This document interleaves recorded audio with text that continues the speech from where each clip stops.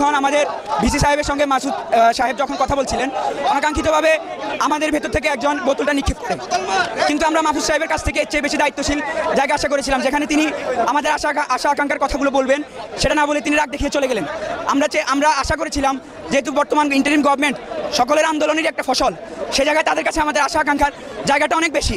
আমরা তার কাছ থেকে অনেক বেশি ধৈর্য এবং সহনশীলতা আশা করেছিলাম। আমরা চেয়েছিলাম মাহফুজ ভাইয়ের কথা শুনে আমরা এখান থেকে সুস্থ এবং সুন্দর একটি আশা নিয়ে আমরা এখান থেকে আমাদের বিশ্ববিদ্যালয়ে যাবো, আমরা আমাদের পরের টেবিলে ফিরে যাবো।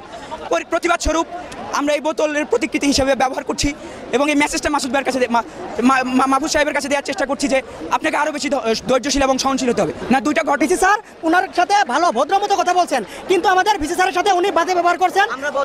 বছর পর বছর আমরা বাইরে থাকতেছি, কিভাবে আমরা স্যার পোকা আমাদেরকে খেয়ে ফেলছে, সারাদিন না খেয়ে খালার রান্না না খেতে পেরে